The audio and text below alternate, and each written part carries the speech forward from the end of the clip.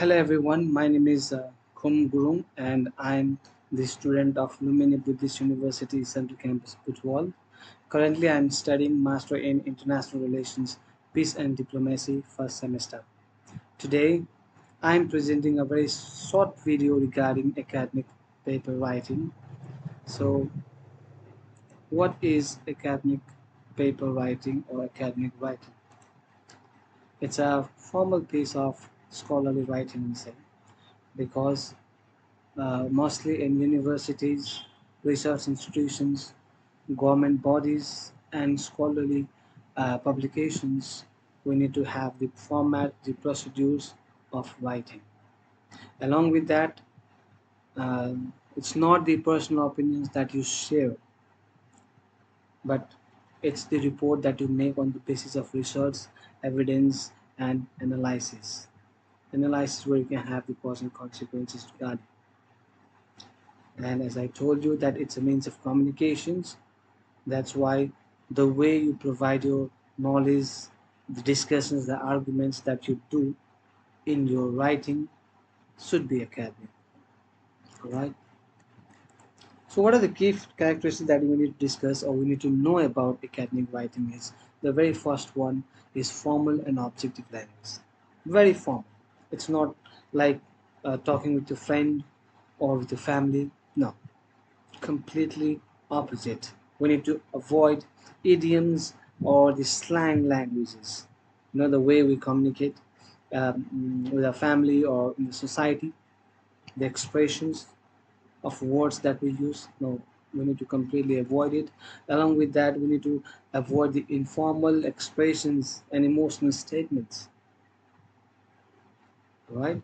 So how we can go is as I'm the student of international relations, we normally need to discuss about Nepal foreign policy. So for example, if you are supposed if you are supposed to write about Nepal foreign policy, then for example, Nepal foreign policy is really confusing. In this sentence, really confusing is a very low level of expression, low level of writing.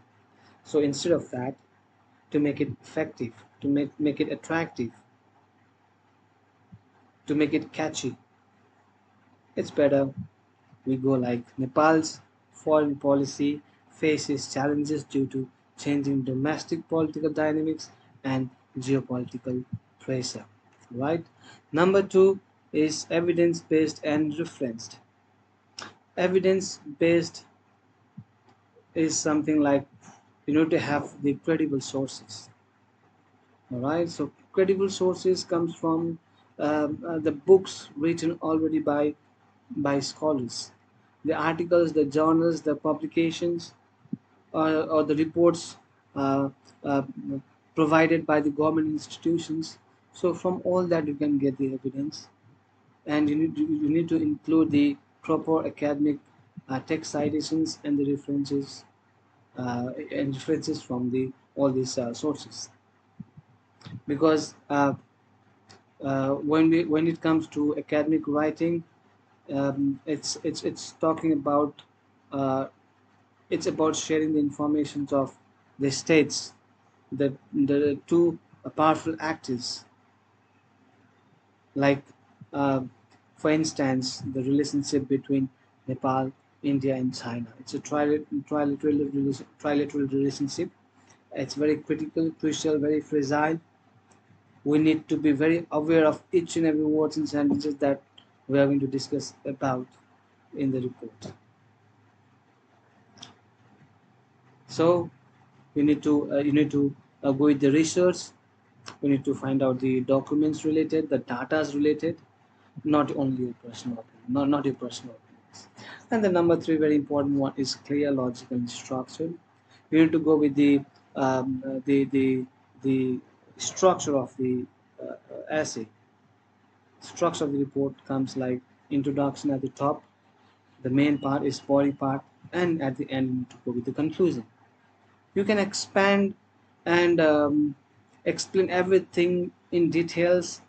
You can give examples, you can show datas, you can give figures in the main body part. not in the introduction or in the conclusion. Like talking about the Nepal foreign policy again, you can start with explaining the content of it or what is the title of it. Give a brief information, summarize it briefly, because you need to explain everything in the body part. Yeah. So in the body part, you can discuss about the development, the historical development of Nepal foreign policy, starting from between Iron Sahib till the time of having the Federal Republic Democratic country of Nepal, having the own constitution. You can discuss about that, and at last you can provide the information. Uh, you can conclude with the informations in your conclusion. Right. So I'm giving you two different examples regarding foreign policy and international conflict regarding small or uh, very influential, very important example related of writing academy, or how the academy writing is completely different from non-academy writing. For example, we can if there is Nepal should stay away from powerful countries because they create problems. They create problems is very basic, very general expression of interest, but to make it more attractive, you can go like some scholars argue that Nepal should maintain a balanced foreign policy towards major power in order to protect its national interest and strategic autonomy. So these words are very academic.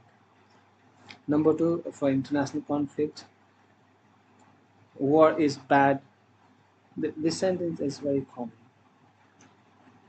Instead of that, you could say international conflicts often results from security dilemmas, security disputes, and competing national interests requiring diplomatic and institutional mechanisms for peaceful resolutions.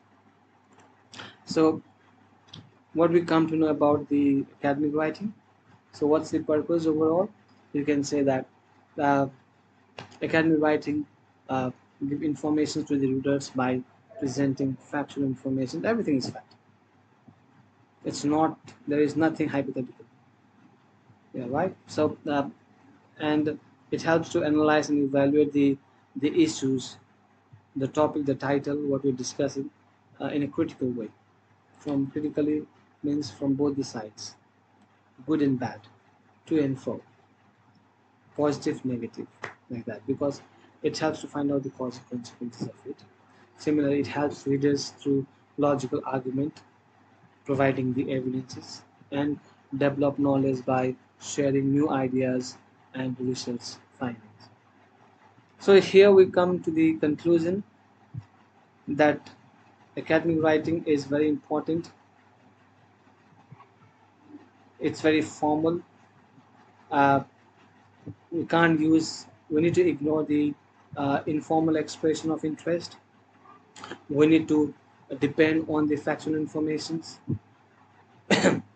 and it need to have a logical structures.